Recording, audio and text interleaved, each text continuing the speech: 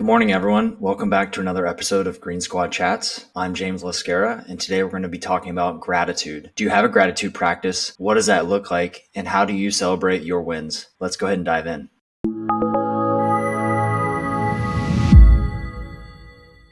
All right, Travis. So I think we're starting out with you, and you have something right off the bat. Yeah, one thing that we do that we start doing with our kids, we've got 4 kids, we've got 3 teenagers and a soon-to-be tweener. And one thing that we do around the dinner table at night is we do an ABC. What was awesome today? What made your day awesome? What made your day bad and how you dealt with it? And then what was your act of service, which is phonetically for the C, but not for the spelling. And it allows our kids to not only say, how was school? Good, like the typical response is, but allows them to kind of analyze their day. And they know they're going to be sharing it with them or with us at the family. So it allows them to kind of prep and know what they're going to do. That's awesome, man. Yeah, I love that. And I think it's important to recognize, why would somebody even do that? Why would you do that at the dinner table with your family? I think, one, it's important that we are at the dinner table. And 2, I think it's important that our kids know to learn how to communicate at a young age and to be able to express their feelings, and be able to express things they liked about their day, things they didn't like about their day, and how it's the best way that they can go about how to recognize thankfulness, how to recognize what is a great day, and also how to recognize when things don't go their way. What are they doing? How are they going to be emotionally and logically mature enough to handle that setback, whether it's a one-day thing or an ongoing thing.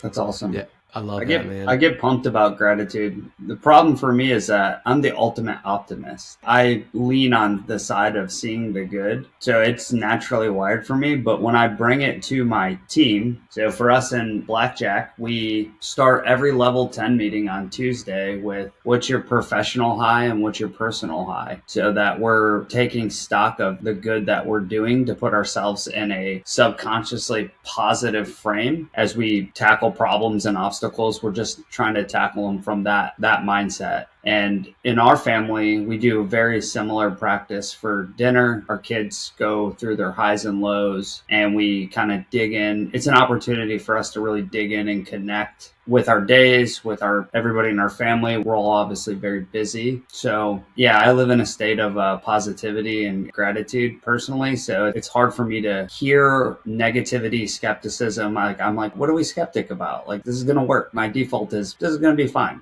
Where did that level 10 phrase come from? In our businesses, we operate off the Entrepreneur Operating System, which comes from a book written by Gino Wickman called Traction. So level 10 is just the meeting. It's what it's called, and it has specific things we go through as a business. But part of that is what they call the segue. It's literally programmed into this, where you're talking about your kind of personal and professional highs. So interestingly, as a group, in 4 years, right? We're just about at 4 years that we've been meeting on Saturdays. In 4 years, we've never talked about our individual gratitude practices. And I think it's about to emerge that we've all got very similar gratitude practices. So cause or effect, I don't know. But I couldn't help but have that epiphany. I recently read, can we talk about book titles? I think Adam just did.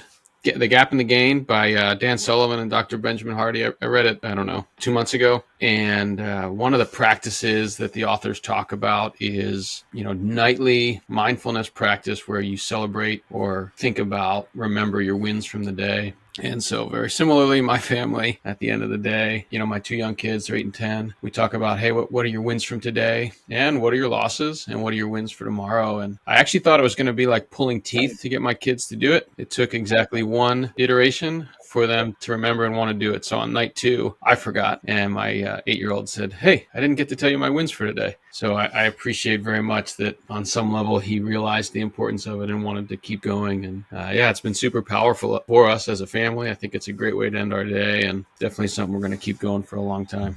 You mentioned, Tom, about that book, doing it at the night. I know that Lifesavers, Miracle Morning, they talk about doing your gratitude in the morning as a part of your routine. And that's, thankfulness can happen morning, night, or whenever. Yeah, I think I like the idea of, I do it in the evening too. I'll get to that in a sec. But in the morning, it's the idea that you kind of wake up and you're setting your mindset, right? Getting your mindset right for the day, focusing on all the good. And then, of course, throughout the day, we're going to have challenges and these things are going to pop up, and these things that can easily, if you're not careful, drive you to a more negative place. And I thought it was interesting too, Tom, that on our call today, we found out, everyone on the call has some type of gratitude practice. And those of us with families with kids are trying to involve our kids in it as well. And that's interesting to me. You said, was it the chicken before the egg or horse before the cart, or I don't know how you put it, but I'm curious, like, why do you think that is? Why do you think that our entire group, everybody has some type of gratitude practice? On some level, it ties back to the same reason I think that we get together on Saturday mornings, right? There's some desire, largely innate, regardless, I guess, there's a desire on everyone's part to get better, to improve, to be willing to take feedback. And that, self-critical mindset, that willingness to get better and to challenge yourself also has an element of gratitude and celebrating how far you've come. And I think, staying grounded in this group, picking each other up when we do have struggles, when we do have those losses or fails or lows, I think it on some level, plants that seed and drives you to see everything, right? The good, the bad, the ugly. Yeah, I think in large part, Brand. Again, I think I said cause or effect, right? Do we come together because of these things, or because of these, or because we're together? I don't know. I like the horse and the cart too. What's fascinating is this is a group of high achievers, whether it was in military practice or it's in your business or your real estate investing or whatever you're doing. It comes with a level of stress, and you're always striving for more, which you're packing your life full of stuff. You're always trying to do the next thing because you're all visionaries and forward thinkers. And for us, I think we have to be intentional about taking stock in the wins. And I think we have to continue to mold our subconscious to get some of those wins, to stay motivated, even though it's fleeting, to keep moving forward. And then we all have been leaders throughout our careers. So I think the pressure of being a leader of a team is that you don't really get to be the negative Nancy. Like, nobody cares if you're not liking it or sad or upset. Like, you have to push forward to bring the team with you. So I think gratitude is like one of the most powerful tools for us to wire our subconscious to look at the good in spite of what's going on in the environment, to take stock in the progress, because us as entrepreneurs, we're after that progress. Us as leaders in the military, we're after progress towards mission accomplishment. I think the gratitude is really important for achievers. And you see the achievers like this group who continue to have success, they often have some type of gratitude practice and some type of, you mentioned the gap in the game, some type of going back and looking at the game. Like, hey, I wanted to do 100, but I did 50. But I actually started at 0 and went from 0 to 50. That's pretty good. I just think it's important. I think it's critical for your subconscious to be wired that way.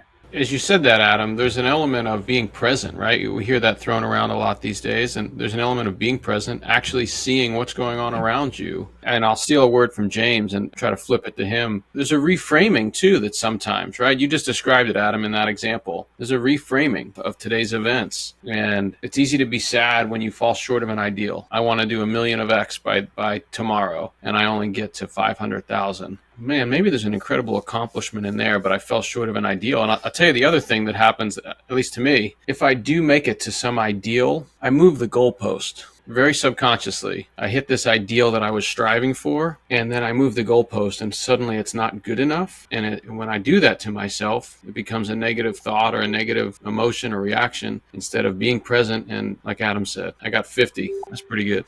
With the gratitude comes a lot of humility. When you talk about presence, we talk about understanding your self-worth. You talk about understanding your capacity. And as leaders, I think in all of our positions in the military too, like we've had something like Tom and Brandon, you guys fly. Well, you have to continually hone that craft to be better.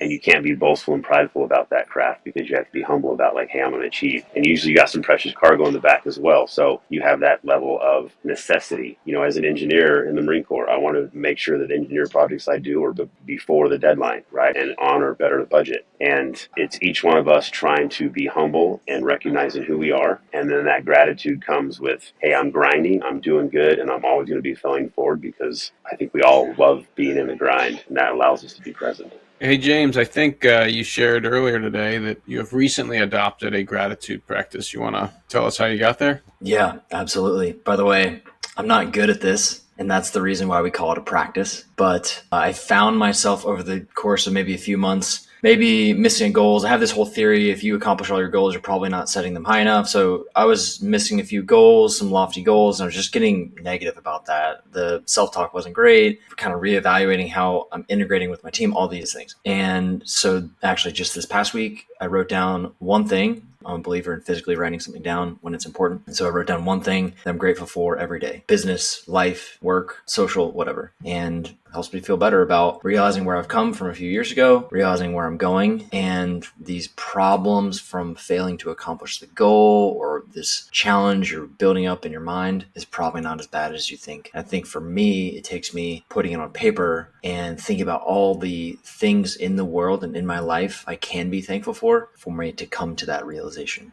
It's a concept of enough, right? Like if success, wealth, a rich life, these are all very personal definitions. At least I think that they should be personal definitions versus, what does society tell me that I'm supposed to be doing? But what we've been talking about today, celebrating small wins, being grateful for what you already have in your life, what you've already accomplished. If you spend the majority of your time focused on, hey, I'm very grateful for this, I'm very grateful for where I am, then it's almost like you have everything that you want already. And does that mean you don't have goals to do bigger things, to do more things? No, absolutely not. But it's a mindset of, no, I've got what I want. I've got what I need versus a mindset of nothing's ever good enough. I need more money. I need a bigger house. I need this and that. My neighbor has a Tesla. I need a Tesla. Whatever it may be, right? It's the more you can, and this is harder to do than it is, right? Easier said than done. But the more you can get to a place where you are grateful for what you already have and you're just happy with yourself and the blessings in your life, I just think the wealthier you are. So the Rolling Stones had it right. Show your age, Travis, please. Quote the Rolling Stones. We didn't go to any Rolling Stones concerts like you did. Well, I mean, I'm sorry that, you and Mick Jagger didn't go to high school like we did. Not true. Yeah, Tell me you what the got what Great you... Depression was like, Travis. Yeah. Hey, Moses was a hell of a platoon leader, let me tell you. You got what you want, got what you need, right? Rolling Stones, quote, straight out. Brandon, a couple of your comments made me think about one of James's business associates and how regimented he is with his family. James, do you want to kind of share about that a little bit? Or how that impacted you in a positive manner? Sorry, which business associate? Well, I didn't know you had so many. That one guy that was super intentional about his family. Oh, yeah. I was, yeah. So there's a local, he might be on the podcast someday, actually. So that'd be funny. There's a local guy who does a lot of off-market transactions, and we have a pretty good relationship. We're working on maybe doing a deal together now, and he's very intentional about his schedule in a remarkable way. So it's a little foreign to me because I don't have kids, but, at a certain time, he'll tell me, he said, hey, don't contact me. I'm shutting down my phone at 6 p.m. or whatever it is because I'm going to spend time with my kids. And that's every night. And then on the weekends, like, hey, I'm not going to write a contract this weekend because I have intentional plans to spend time with my kids. We actually had a talk yesterday, and he said, I just wanted to get this negotiation with you done over the phone because in 30 minutes, I'm going to go take a nap. It's in my schedule. So I found that to be awesome. I think I'm wired a little bit of a different way, but if that's what makes him happy and that's what fills his cup, then I love that for him. It shows such a firm grasp on what is important to him. Like he's very intentional about what's important in his schedule and his willingness to engage with, outside of that. And we happen to be talking about family right now. So willingness to engage outside of family during purposefully and intentionally scheduled family time. That's not something he's willing to do. And I feel like that's rare, especially in the entrepreneurial world when you're trying to build a business and, you hustle and bustle and doing whatever it takes to close a deal, to have the intentionality and the self-awareness to know what is important to me, and that's what I'm going to stick to because I already know and have determined it's important to me. Don't care about missing a deal on the weekend. Don't care. This is what's important to me. I love that. I think next level gratitude is when you can be grateful for the process, for the struggle, for the opportunities and the challenges that come with them. Like for me, people always ask, like, I don't know how you do it all. It's like, I love doing it. Like, I'm so grateful I have these opportunities. Are they hard? Yeah, of course. If they weren't hard, I probably wouldn't like them. Like anybody who's put a 100-pound backpack on their back and walked up and down hills for 15 miles knows what it's like to be on the other end of the struggle where your mind's trying to defeat you, or if you've ran a marathon or ran for 48 straight hours like James did. It sucks and you love it because it does. And then you get to the end of it and that feeling is, I mean, you know what that feeling's like. You know what the feeling's like to come out the other side. And that's kind of why you love the struggle. Because I know when I'm in the struggle, there's something just on the other side that most people aren't willing to go find. Everything you ever want is on the other side of fear. Another way is I'm a sucker for self-punishment. If you, a great book about that is called The Comfort Crisis. If you want a world view of how science is understanding how the struggle and the thankfulness and your movement through that is happening on a neurological level. Kind of coming back to the gratitude practice, a couple of us shared how we felt it was good for our kids or our families. And on a personal, on a first person basis, modeling that behavior for my kids and actually saying out loud a loss for the day or a win for the day, right? Reframing something in a positive way and then being able to verbalize at the end of the day, a loss for the day or share something about which I'm hopeful for the next day. That's been pretty powerful for me too. And, while I think probably started it for my kids, it's just as important for me and for my wife. We've got a lot of really uncomfortable silence today. I like it. I think it's everybody pondering where they are in that thankfulness, gratitude mindset. And I hope our listeners have an opportunity to kind of sit in the quietness of their own mind, their own soul, to come up with their own and see where the gratitude is in their life. James, I think you're a really good model of this. If you were to if the listener came to you and said, well, I think you're a model of it because you're self-aware and you say like, hey, this is hard for me, so I have to be intentional about it. So if the listeners came to you and said, James, what are the best practices? What are you implementing to practice gratitude in your life on a daily, weekly, and monthly basis? What would you tell them? I love that question. I appreciate that you're coming to me to ask it. I would say that first thing, my way is not everyone's way. I, like you, love the feeling of overcoming adversity via a huge challenge in order to wire my mind or reaffirm in my mind that overcoming of the challenge is what I can be grateful for. And those things that I do, like the running of the 48 miles or the cold plunge or whatever, those do make me a better business leader. So to answer your question, what I personally do is I love doing the Nordic sauna. I love doing the hour of sauna and the cold plunge because the cold plunge in the morning sucks. Like there's no other way to describe it except it sucks. And I know if I go and do that and I could be thankful for the chemical aspect it's giving me and also the fact that I'm doing something in the morning that's challenging me, I know that later in the day when something challenging comes up in business, I already started out with some momentum to overcome just whatever that little challenge is. And then that's going to build the next challenge. You can overcome that too. So that's something I love. I love sharing gratitude with others. So like in the Nordic sauna, for example, there's usually a gratitude round where we talk about something that we're grateful for. Sometimes it's literally like existing that day, and that's all right. And sometimes it's overcoming some huge milestone goal. So I think a sense of community would be the second thing that I add. So overcoming adversity, sense of community. Those would be the first things to make it real simple. Could you, just because, most of our listeners probably don't know what the Nordic sauna is. I've been in that cold tub with you, so I'm aware of that. What is that 1 hour long evolution that you do pretty much on a daily basis? Yeah, I do it basically every day, and it's 1 hour of guided breath work, meditation, and community sharing. It consists of about a 200-degree sauna for about 15 minutes, and then you do 3 minutes in the cold plunge. You repeat that whole cycle 3 total times. And so it's kind of like contrast therapy,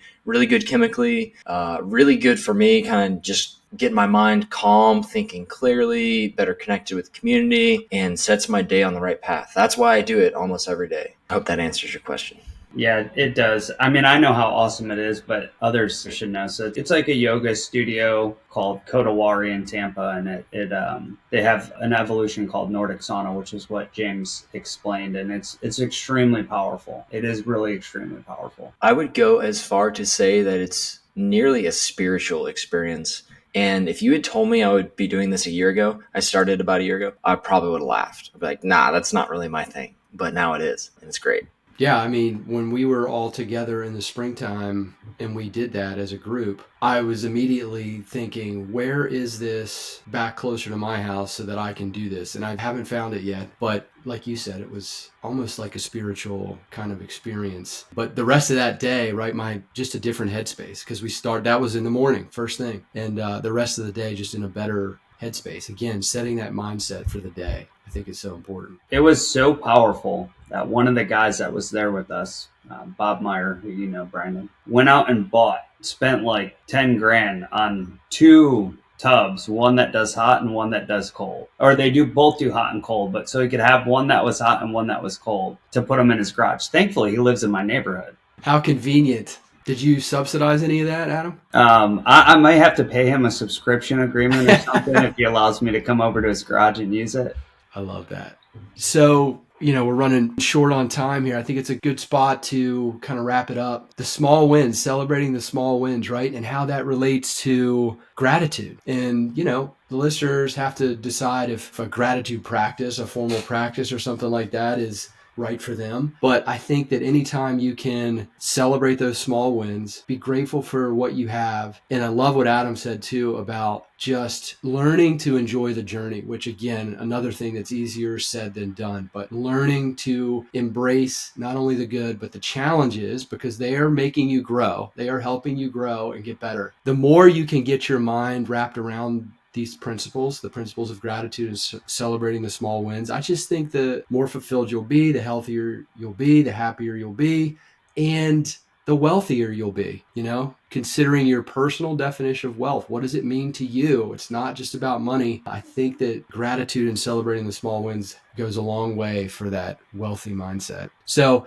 anyone else want to say anything before we wrap it up? Well, I'd just like to end our gratitude from my perspective on what I'm grateful for. I'm grateful for this group, the Green Squad, the ability to come in here and have camaraderie, talk about fatherhood, talk about business, talk about leadership. So I'm grateful for you guys and being able to do this every week with you. Yeah, man. Me Thanks, too. fellas. 4 years of doing this. Our 4-year anniversary, right? It's coming up. It's next month. We'll have to see exactly which Saturday is that 4-year mark. But super grateful for you all. This group, I couldn't even imagine what it would turn into 4 years ago and how important and what a cornerstone and foundational piece of my life it would be. So I echo what Adam said. And hey, thanks for listening. Hope you got something out of this today. Please, if you enjoyed this, give us a 5-star review. And if whatever we can do to make it better, reach out to us, click the subscribe button. We hope you're getting a lot out of this. So until next time, we're out.